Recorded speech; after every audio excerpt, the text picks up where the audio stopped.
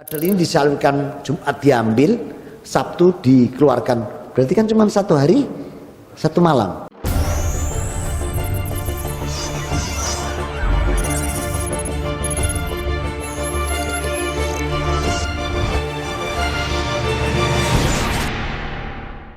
Assalamualaikum, selamat datang kembali di channel ini. Kali ini saya akan membahas satu tema mengenai kebangkitan Yesus, yang mana ada orang yang mengatakan bahwa kebangkitan Yesus itu sebenarnya tidak 3 hari 3 malam. Tapi sekali lagi saya tidak sendiri karena saya mengajak teman saya. Shalom, bertemu lagi dengan saya Didit Yuli.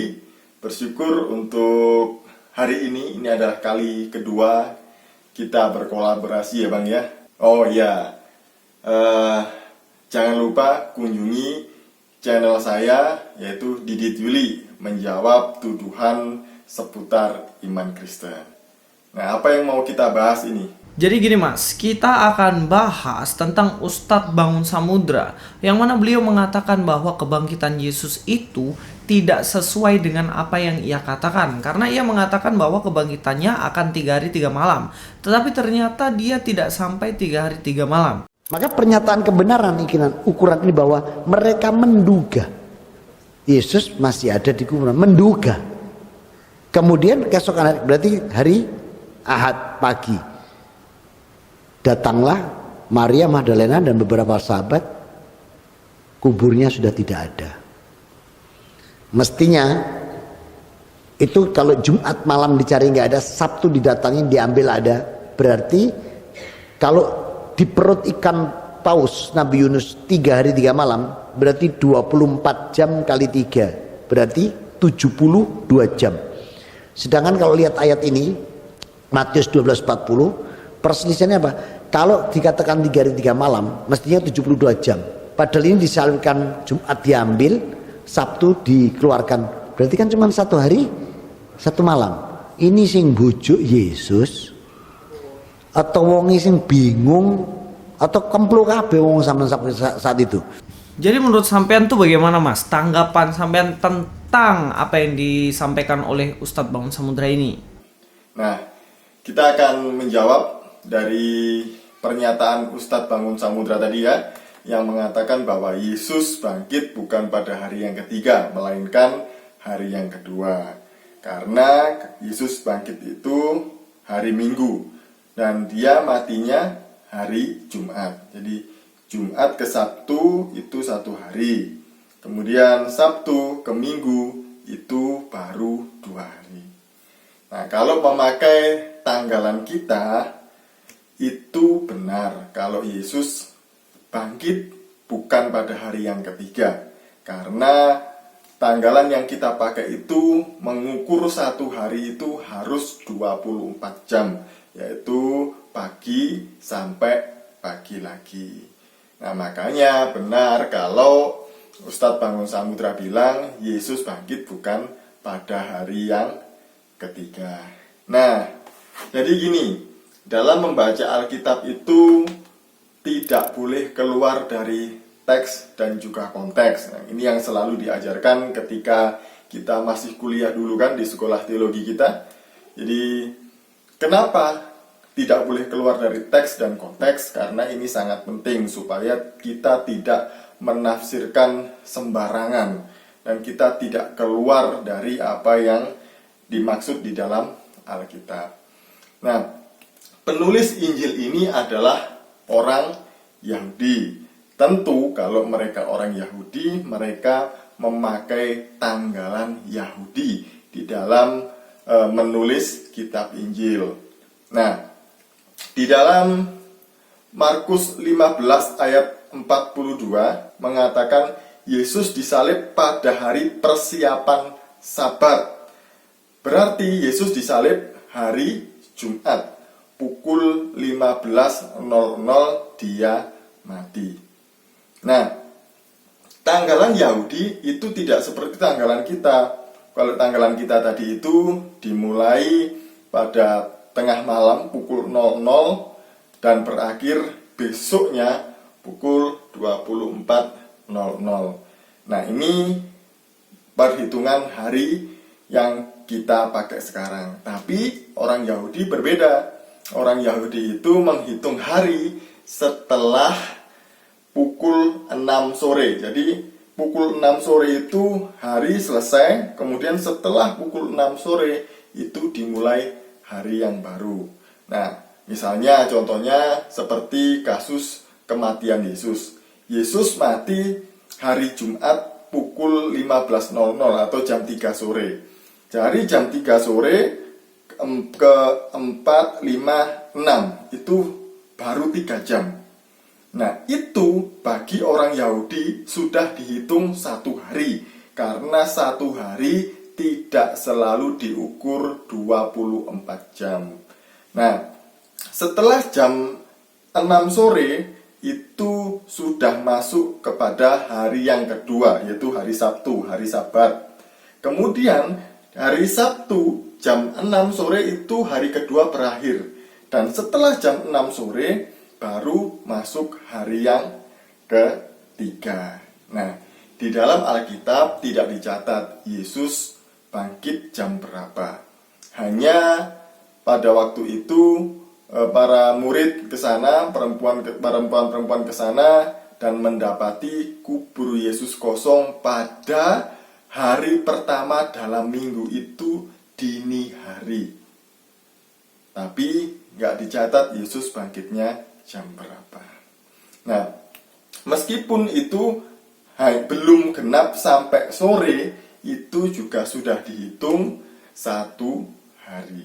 Jadi hari Jumat itu kan mulainya sejak Kamis sore jam 6. Nah, kemudian Jumat jam 6 itu sudah 1 hari.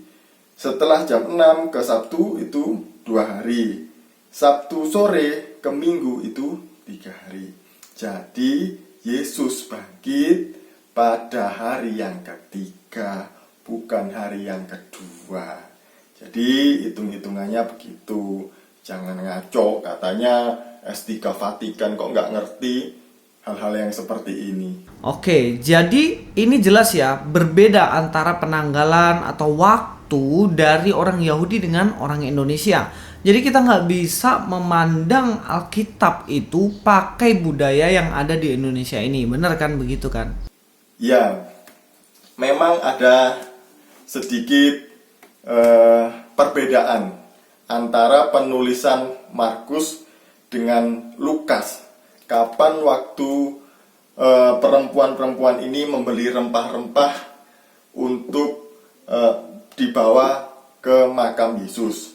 Nah, Markus 16 ayat 1 mengatakan bahwa setelah lewat hari Sabat, Maria Magdalena, Maria ibu Yakobus dan juga Salome pergi membeli rempah-rempah.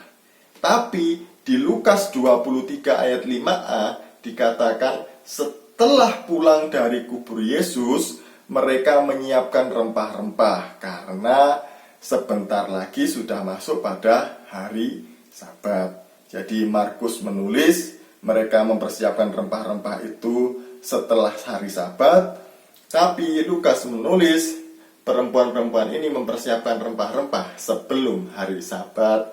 Nah, ini yang benar yang mana? Kok ada pertentangan sepertinya di antara kedua penulis Injil? Nah, perlu diketahui bahwa di minggu penyaliban Yesus itu ada 2 kali Sabat.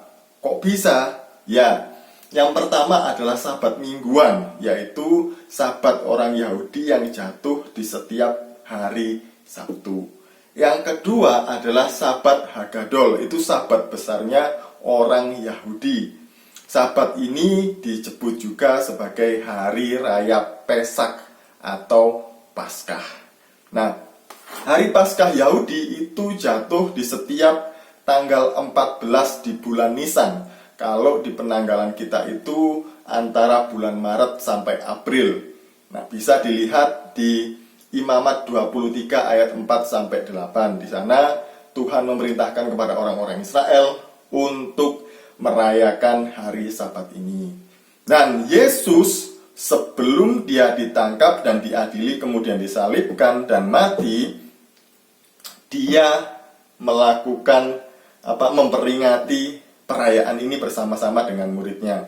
Bisa dilihat di dalam Lukas 22 ayat 7 sampai 13. Di sana dikatakan Yesus melakukan perjamuan Paskah bersama dengan murid-muridnya. Nah, Paskah Yahudi hari pertama ini nggak boleh melakukan kegiatan apa-apa. Yang mereka hanya diperbolehkan untuk melakukan perjamuan dan menyembelih domba Paskah. Baru hari besoknya dan ke-7 hari seterusnya itu mereka diharuskan makan roti tidak beragi dan juga sayur pahit. Kenapa? Karena ini memperingati ketika mereka keluar dari Mesir, mereka sangat terburu-buru dan tidak sempat untuk membuat adonan roti yang enak. Nah, sekali lagi, Yesus sebelum ditangkap dan diadili, dia bersama dengan murid-muridnya merayakan hari Sabat Yahudi atau Paskah Yahudi. Jadi, tidak ada pertentangan, tidak ada kesalahan, baik itu Markus maupun Lukas. Jadi kalau Lukas itu lebih menyoroti perempuan-perempuan ini mempersiapkan rempah-rempah setelah hari Sabat Hagadol, yaitu Paskah Yahudi. Tapi Lukas mencatat lebih menyorot kepada perempuan-perempuan ini mempersiapkan rempah-rempah sebelum Sabat mingguan. Jadi sama-sama benar, tidak ada yang salah. Oke, jadi jelas ya bahwa sebenarnya kebangkitan Yesus itu memang benar hari Minggu dan 3 hari 3 malam. Karena kita harus memandang itu sebagai budaya mereka. Bagaimana memahami hari berbeda dengan kita yang ada di Indonesia ini. Oke, terima kasih Mas Didit untuk penjelasannya. Mudah-mudahan apa yang kita sampaikan dan diskusikan hari ini bisa berguna bagi teman-teman yang telah menonton video ini.